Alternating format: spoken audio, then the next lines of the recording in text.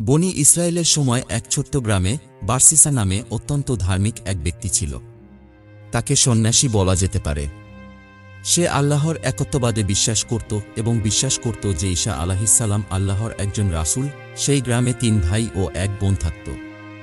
সেই ভাইদের জিহাদের জন্য ডাকা হল, কিন্তু তারা বোনকে একা রেখে যেতে চাইল না। কার কাছে রাখবে চিন্তা করতে লাগল।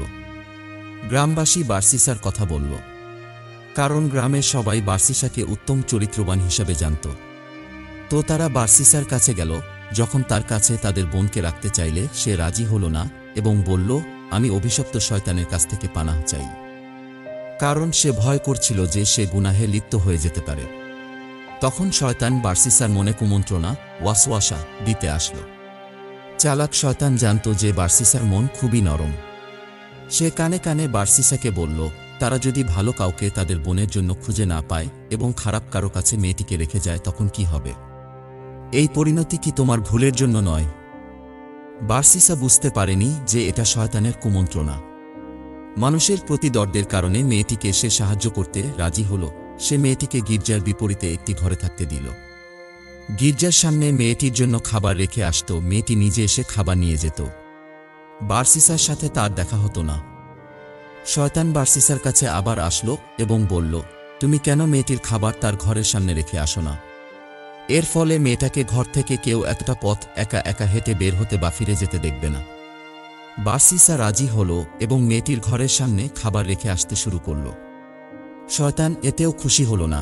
সে আবার আসলো এবং কানে কানে বলল, কেন তুমি তার ঘরের ভিতরে খাবার দিয়ে আসো না? ফলে মানুষ তাকে ঘর থেকে একা একা বের হতে আর ঢুকতে দেখত না। এবার বারসিসা তার ঘরের মধ্যে খাবার দিয়ে আসতে শুরু করল। শয়তান আবার আসলো এবং বলল, মেয়েটার সাথে তোমার কথা বলা উচিত, এভাবে একা থাকলে তো সে পাগল হয়ে যাবে। বারসিসা মেয়েটির কথা চিন্তা করে তার সাথে রুমের আড়ালে কথা বলতে শুরু করল। এভাবে শয়তান তার কাজের কঠিন অংশ বাস্তবায়ন করল। এই পর্যায়ে বারসিসা এবং মেয়েটা একে অপরের প্রতি দুর্বল হল এবং একসময় ব্যভিচারে লিপ্ত হল। মেয়েটি গর্ভবতী হল, একটি বাচ্চা জন্ম দিল। বাচ্চা জন্মের সময় শয়তান বারসিসার কাছে আবার আসলো এবং বলল, এটা তুমি কি করলে? তোমার পাপের প্রমাণ সরিয়ে ফেলো, না হলে মেয়েটির ভাইরা ফিরে আসলে তোমাকে খুন করবে। বারসিসা বাচ্চাটিকে খুন করল এবং ওই ঘরের মেঝেতে পুঁতে ফেলল। শয়তান এবার বলল, তুমি এক নারীর সন্তান হত্যা করেছ এবং আশা করছো যে সে এটা কাউকে বলবে না? তখন বারসিসা মেয়েটিকেও খুন করল এবং তাকেও ওই ঘরের মেঝেতে পুঁতে রাখল। মেয়েটির ভাইরা ফিরে আসলে তাদেরকে একটা মিথ্যা কবর দেখিয়ে বলল, তোমাদের বোন অসুখে মারা গিয়েছে এবং ওই কবরে দাফন করা হয়েছে। তারা বারসিসার কথা বিশ্বাস করল। সেই রাতে শয়তান ৩ ভাইকে একই স্বপ্ন দেখালো যে বারসিসা তোমাদের বোনকে হত্যা করেছে। প্রমাণ হিসাবে তোমাদের বোন যে ঘরে থাকতো তার মেঝে খুঁড়ে দেখতে পারো। ঘুম ভাঙলে তারা একে অপরকে স্বপ্নের কথা বলল এবং বুঝতে পারল তারা ৩ জন একই স্বপ্ন দেখেছে। যাচাই করার জন্য তারা বারসিসার এলাকায় যেয়ে প্রথমে বারসিসার দেখানো কবর খুঁড়ল, দেখল কিছু নেই। এরপর যে ঘরে তাদের বোন থাকত তারা ওই ঘরের মেঝে খুঁড়ে তাদের বোনের এবং বাচ্চার লাশ পেল। তারা বারসিসাকে ধরল এবং বলতে বাধ্য করল আসলে কি হয়েছিল। তারপর তারা তাকে রাজার কাছে নিয়ে গেলে রাজা তাকে শিরচ্ছেদ করতে আদেশ দিল। যখন বারসিসাকে শিরচ্ছেদ করতে নিয়ে যাওয়া হচ্ছিল তখন শয়তান কাছে আবার আসলো। এবার ওয়াসওয়াসানা মানুষের রূপ নিয়ে সে আসলো। এসে বলল, শুনো বারসিসা, আমি হলাম শয়তান।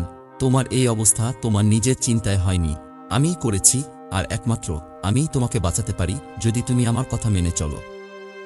বারসিসা বলল, আমাকে কি করতে হবে?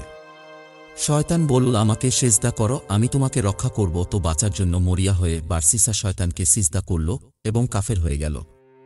সিজদা করার সাথে সাথে শয়তান তাকে বলল, আমি এখন তোমার থেকে মুক্ত, আমি আল্লাহকে ভয় করি যিনি বিশ্বজগতের প্রতিপালক। এই বলে শয়তান সেখান থেকে পালালো এবং বারসিসার শিরচ্ছেদ করা হলো। কিয়ামতের দিন বারসিসাকে যখন জীবিত করা হবে তখন সে শয়তানকে সিজদা করতে করতে উঠে দাঁড়াবে। দেখুন শয়তান কিভাবে বারসিসাকে ফাঁদে ফেলেছিল। সে এসেছিল বন্ধুর বেশে, ভালো ভালো কথা বলতে আর আপাতদৃষ্টিতে ভালো কাজে উৎসাহ দিতে, কিন্তু আসলে সে ছিল সবচেয়ে বড় শত্রু। আল্লাহ বলেন, তাদের দৃষ্টান্ত শয়তান যে মানুষকে বলে কুফরি করো।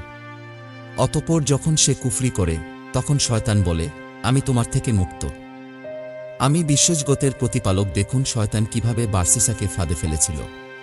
সে এসেছিল বন্ধুর বেশে, ভালো ভালো কথা বলতে আর আপাত দৃষ্টিতে ভালো কাজে উৎসাহ দিতে, কিন্তু আসলে সে ছিল সবচেয়ে বড় শত্রু। আল্লাহ বলেন, তাদের দৃষ্টান্ত শয়তান যে মানুষকে বলে কুফরি করো, অতঃপর যখন সে কুফরি করে তখন শয়তান বলে, আমি তোমার থেকে মুক্ত, আমি বিশ্বজগতের প্রতিপালক আল্লাহকে ভয় করি। সূরা হাশর ৫৯-১৬।